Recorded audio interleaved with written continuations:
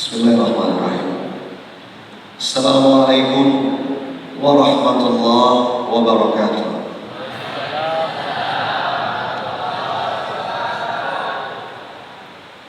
Alhamdulillah, alhamdulillahi haqqa hamdi.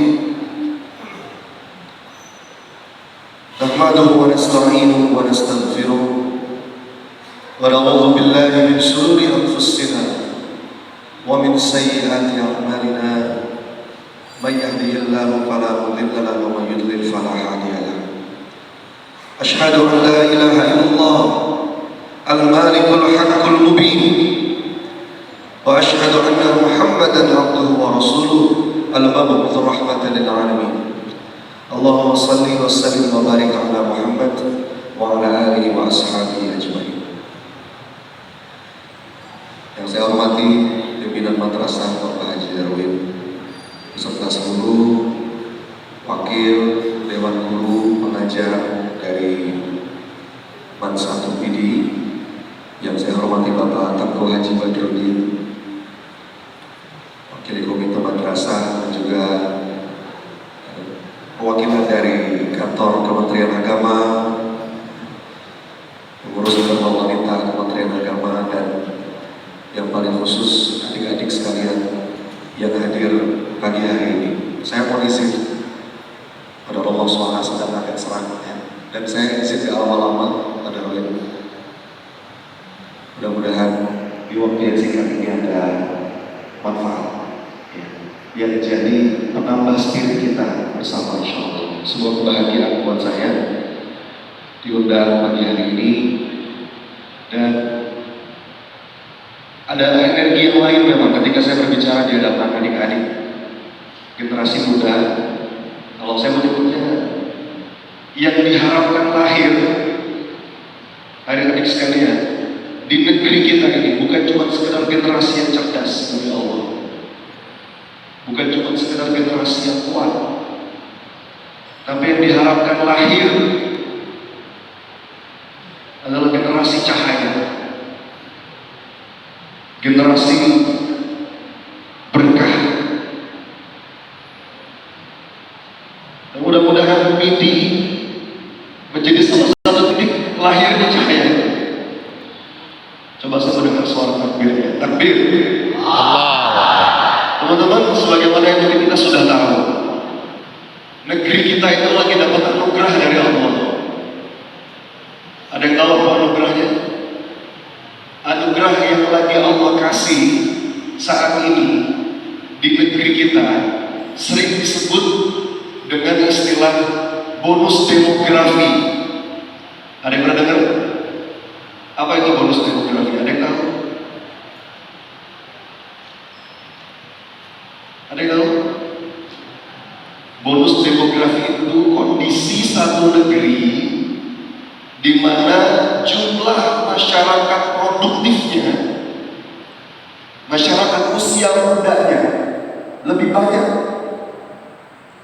dibandingkan jumlah masyarakat yang non produktif sejak tahun 2020 sampai sekarang. Dan harapannya, puncaknya, buahnya bisa kita petik maksimal di tahun 2045. Makanya pemerintah sekarang sedang punya program, Pak, Indonesia Emas 2045. Karena memang menurut kajian, kalau kita berhasil, itu catatan. Kalau berhasil, karena anugerah ini bisa juga berubah jadi musibah. Jepang mendapatkan bonus demografi tahun 1950-an. Korea Selatan bonus demografi tahun 1970. Dalam waktu 20 tahun, kita lihat sekarang bagaimana kondisi kedua negara itu. Berhasil? Coba jawab, saya mau tahu. Berhasil? Hah? Apa kurang berhasil? Di satu sisi memang kita melihat kemajuan teknologi mungkin, dan itu memang buah dari bonus demografi yang berhasil mereka kelola. Tapi di satu sisi kita juga tahu Jepang, Korea adalah negara yang masyarakatnya rapuh. Jadi ini ironi ya. Satu sisi maju secara teknologi, maju dalam beberapa bidang, tapi Jepang dan Korea juga negara yang paling banyak angka bunuh diri. Makanya keadaannya sama, tapi treatmentnya harus beda. Kita harus belajar, kita bisa menuntut kebaikan dari siapapun, tapi tidak serta-merta kita nyontek sama Jepang, Korea, atau negara-negara maju lain. Apalagi kita punya DNA Islam. Makanya betul tadi Pak Darwin bilang, saya sepakat, tidak ada kebangkitan kalau nggak dimulai dari masjid demi Allah. 3, kalau kata guru kami Pak, ukurannya 3. Kalau 3 ini belum dipegang, nggak usah mimpi ada kebangkitan. MSQ rumusnya, masjid, subuh, Quran. Coba diulang. Yang kencang. Sekali lagi. Jadi memang ini proses. Ini proses. Dan alhamdulillah di Jakarta, di Bandung, di beberapa tempat itu sudah mulai anak-anak muda yang bergerak lewat masjid. Di situ titik kebangkitan. Quran dan subuh ukurannya parameter yang paling bagus subuh. Adik-adik sekalian. Dan mudah-mudahan Allah izinkan betul-betul, karena Quran itu kalau sudah terinstal, bahkan bukan terinstal, bahasa guru saya itu bukan install, tapi instill. Beda antara install dan instill, bedanya apa? Kalau install itu suatu saat bisa terhapus, bener gak? Adik-adik menginstal sesuatu di handphone bisa dihapuskan? Bisa. Tapi kalau instill itu sesuatu yang kita ucapkan dalam jiwa, yang sampai-sampai kalau bisa nggak terhapus, melekat terus menjadi nafas dalam setiap langkah. Itu instill. Ada 3 aja yang mau saya sampaikan hari ini. Apa yang harus diinstil? Tadi platformnya masjid, sholat, subuh ukuran yang paling nyata. Ya. Makanya kalau kita mau lihat satu daerah, potensi kebangkitannya gimana? Gampang, lihat aja sholat subuhnya. Sesederhana itu sebenarnya. Berapa banyak anak muda yang hadir di sholat subuh berjamaah di masjid dan Quran. Itu platformnya. Ada 3 mentalitas yang ingin saya sampaikan di kesempatan singkat ini, adik-adik dan kawan-kawan sekalian, yang mudah-mudahan bisa kita bawa pulang. Gini ya, Bapak Ibu adik-adik yang dirahmati Allah, ada 2 kutub yang harus kita jaga sebagai seorang mukmin. Dalam sikap kita harus jadi pribadi yang sederhana, betul. Lifestyle, gaya hidup harus sederhana dalam sikap, tapi dalam karya nggak boleh sederhana. Mana ada generasi terbaik Islam yang karyanya sederhana? Nggak ada. Dalam karya itu harus maksimal. Kita lihat Rasulullah, generasi para sahabat, salafus saleh, lifestyle-nya sederhana. Kita tahu rumahnya Rasulullah kayak gimana. Kita tahu pola makannya para sahabat kayak gimana, sederhana. Tapi kita lihat karyanya, gak ada yang sederhana. Di masa Umar ibn Khattab, tutup Persia, tutup sebagian Romawi. Jazirah Arab yang itu gak dilihat, teman-teman. Jazirah Arab di tengah-tengah 2 adidaya besar. Tahu kan? Sebelah timur ada apa? Persia, sebelah barat ada Romawi. Gak dilirik, berada di pinggiran sejarah, tapi dalam waktu singkat tampil di pentas utama sejarah. Engine-nya apa? Engine-nya Quran. Makanya kalau kita udah merasa dekat sama Quran, tapi kok belum betul-betul ngangkat, jangan-jangan ada yang salah dalam proses interaksi kita dengan Quran. Ada 3. Kalau kita pengen punya karya hebat, 3 mentalitas yang harus kita instil dalam diri kita. Jadi gini, adik-adik, Bapak Ibu yang saya hormati, kawan-kawan sekalian, kalau kita bedah ya, apa sih rumus orang-orang sukses? Apa sih rumus orang-orang yang bisa sampai pada puncak pencapaian? Dari sekian banyak rumus, kalau boleh saya ekstraksi, sebetulnya 3 aja. 3, minimal 3 ini. Yang mudah-mudahan 3 ini bisa kita ingat terus. 3 hal ini menjadi fondasi dasar kalau kita pengen betul-betul jadi pribadi-pribadi yang bisa mempersembahkan karya terbaik. Apa itu? 1, dia punya keyakinan. 2, dia punya tujuan. Dan yang ketiga, dia mengambil tindakan. Belief, purpose, action. 3 itu. Dari sekian banyak kunci-kunci sukses yang mungkin kita sering dengar. Ada 5 kunci sukses, 7 kunci sukses, 10 kunci sukses. Sebetulnya kalau diekstraksi, 3 aja. Dia punya keyakinan, dia punya tujuan, dia punya tindakan. Belief, purpose, action. Coba diulang. Sekali lagi. Kalau nggak punya 3 ini agak berat. Ini 3-3-nya harus ada. Jadi satu kesatuan. Kalau cuma yakin aja, tapi nggak punya tujuan yang jelas, nyasar. Atau kalau punya tujuan aja tapi dia nggak yakin, nggak gerak.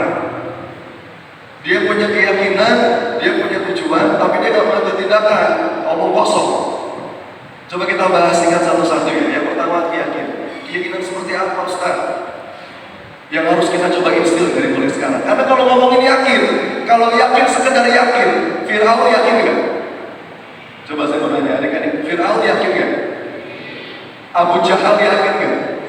Yakin. Coba baca kisah perang Badar. Saya berharap betul ya.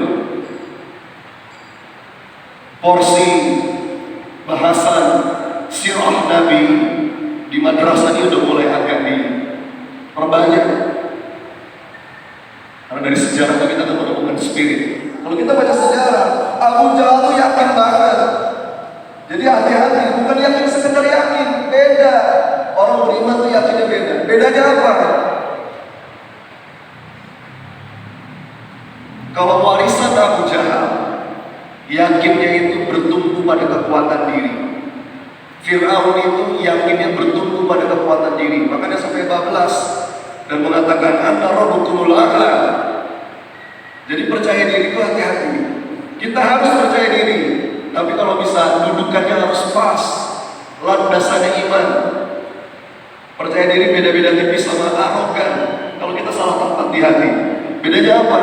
Kalau arogan itu percaya diri, yakin dengan kemampuan dirinya, bertumpu pada kemampuan dirinya. Tapi kalau humble confidence, dia yakin. Kenapa dia yakin? Karena dia percaya Allah selalu bersamanya. Beda. Coba ya, kita lihat perang Badar. Ada yang tahu kisah perang Badar? Perang Badar itu pertemuan antara 2 pasukan. Pasukan siapa? Pasukan muslimin dari mana? Dari Madinah. Jumlahnya berapa? Ini anak madrasah. Jumlahnya berapa? Adik-adik? 300 sekian pasukan. Persenjataan gak lengkap. Lawan pasukan muslimin Quraisy. Jumlahnya berapa? 1.300. Abu Jahal bin Hisham yakin banget pasti menang. Di atas kertas gak mungkin kalah. 1.000 pasukan lawan 300, mana mungkin kalah. Lihat, hati-hati. Yakinnya bablas sampai jadi sombong, bertumbuh pada kemampuan dirinya. Ya. Di satu sisi pasukan muslim pada awalnya bahkan ragu, berangkat gak ya? Sahabat, ada kita bisa baca dalam Quran surat Al-Anfal. Allah menceritakan dalam Quran surat Al-Anfal prosesi bagaimana pasukan muslim pada awalnya ragu. Jadi nggak apa-apa kita mungkin pada awalnya ada ragu, ada takut, ada bingung, tapi yang membuat mereka tetap bergerak satu. Mereka yakin Allah selalu bersamanya. Ya. Jadi hati-hati dengan kalimat saya pasti bisa, saya pasti bisa. Itu kalimat nggak salah. Tapi kalau nggak pas posisinya, itu bisa jadi salah. Sebelum ngomong saya pasti bisa, harusnya ada awalan kalimatnya. Apa awalan kalimatnya? Saya ini hambanya Allah, Allah bersamaku, karena itu saya pasti bisa. Itu lebih sempurna. Sebagaimana proses hijrah Rasulullah, semangat 1 Muharram, semangat hijrah. Rasulullah berhijrah bersama sahabat mulia Abu Bakar As-Siddiq, pakai strategi bersembunyi di Gua Tur. Pemuda-pemuda musyrikin Quraisy itu udah di depan pintu gua. Abu Bakar udah mulai bergetar. Mereka nunduk aja, mati udah. Kelihatan, tapi kita tahu kisahnya dalam Quran surat At-Taubah. Allah menceritakan, Allah gerakkan bala tentaranya. Dan di dalam gua itu, Rasul mengatakan kepada sahabat mulia Abu Bakar, "La tahzan, innallaha ma'ana." Jadi kalau kita yakin Allah itu bersama kita, orang yang berserah kepada Allah, dia tidak akan menyerah terhadap apapun. Jadi yakin yang benar. Kalau kita melihat, kalau kita ngaca, aduh kayaknya saya bisa apa? Saya lemah, saya nggak punya kemampuan, sumber daya cuma yes.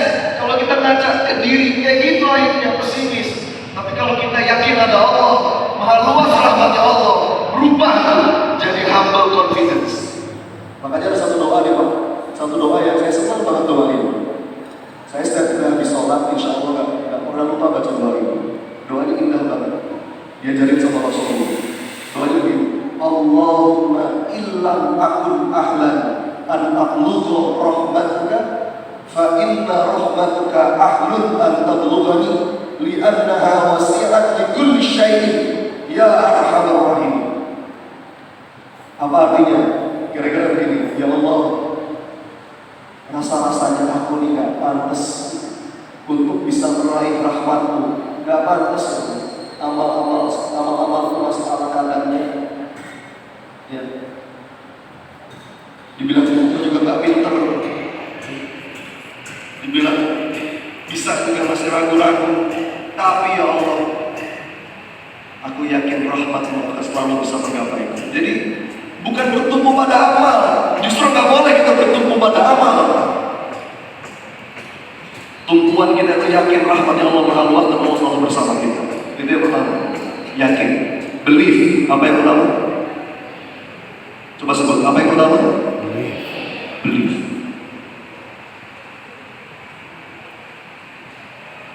Bukan semata-mata bertumpu pada kemampuan diri, tapi bertumpu Allah selalu bersama. Oke, kalau kita kalah dalam kekuatan, jangan sampai kalah dalam ketaatan kepada Allah. Begitu kata Umar bin Khattab.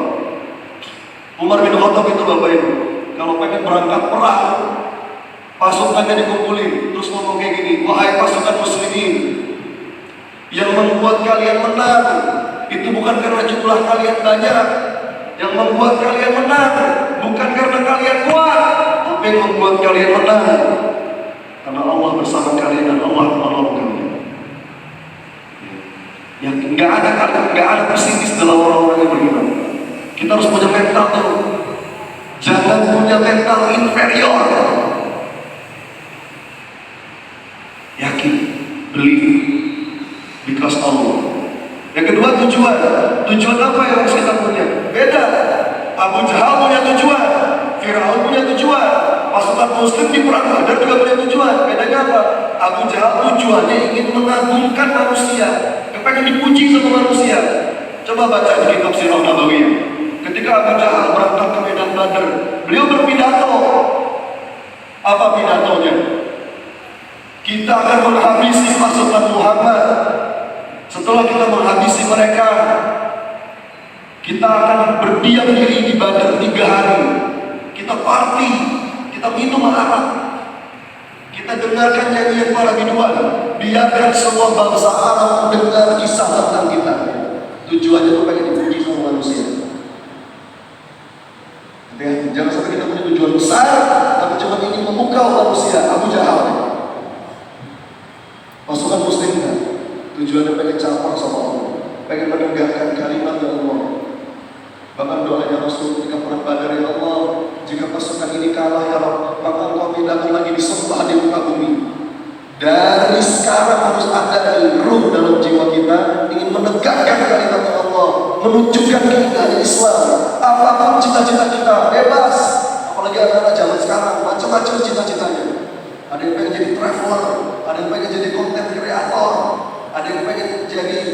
apa?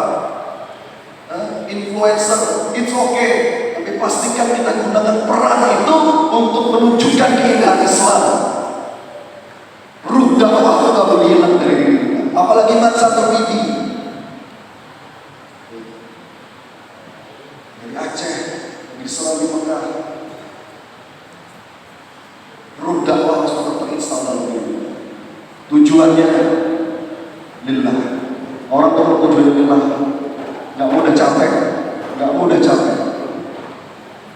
Semakin banyak kita berharap kepada selain Allah, semakin mudah capek. Kenapa? Karena berharap kepada manusia itu patah hati yang disengaja. Coba diulang. Berharap kepada manusia, patah hati yang disengaja. latih dari sekarang melakukan apapun itu lillah. Biarkan semua yang kita lakukan tercukupkan oleh dua kata aja. Apa? Untuk Allah. Selesai. Tujuan. Yang ketiga, tindakan, take action. Bukan cuma sekedar yakin, bukan cuma sekedar punya tujuan, tapi juga kita harus menjadi umat yang betul-betul terdepan dalam eksekusi. Gak usah menunggu sempurna untuk memulai sesuatu. Apa yang ingin adik-adik kawan-kawan sekalian wujudkan, bergerak aja. Mulai dari apa yang kita bisa. Sambil kita jagain Quran. Orang kita kalau menjagain Quran, janjinya Allah dia ditunjuki sama Allah. Yang paling penting dalam hidup ini adik-adik sekalian, ditunjuki sama Allah. Sepinter apapun kita, kalau Allah gak nunjukin jalan, mantap gak ketemu jalan. Makanya yang paling penting itu ditunjuki. Hudan, kita butuh petunjuk. Makanya di Quran surah Al-Baqarah ayat awal itu ulaika ala hudan min rabbihim wa ulaika humul muflihun. Muflihun itu apa? Apa itu muflih? Muflih itu sukses, bahagia, beruntung, big performance. Nah, untuk bisa sampai situ kita butuh ditunjuki sama Allah. Ya, mudah-mudahan tiga itu yang bisa jadi bekal dalam rangka satu Muharram, peringatan satu Muharram ini, teman-teman sekalian, dengan semangat hijrah. Hijrah yang paling penting itu hijrah mindset. Mulai dari hijrah mindset. Hijrah itu macam-macam maknanya, sebagaimana kita tahu. Ada hijrah fisik, berpindah tempat. Tapi kalau kita mau mulai dari mana, masih hijrah aja. Mulai dari hijrah mindset, hijrah heart set, untuk membangun tiga hal tadi. Mungkin begitu, Bapak Ibu, adik-adik sekalian. Ya, semoga yang nasihat seperti ini menjadi perkembangan buat saya pribadi khususnya, dan juga ada manfaat buat kawan-kawan sekalian. Angkat tangan kanan semua, angkat tangan kanan semua, tangan kanan yang angkat. Tepuk yang di sebelah kanan. Ikuti kata-kata saya. Ikuti kata-kata saya. Guys, semangat dengan izin Allah. Semangat hijrah terus jadi lebih baik dari hari ke hari. Tangan kirinya angkat, tepuk yang sebelah kirinya. Semangat lagi, jauh semangat. Takbir.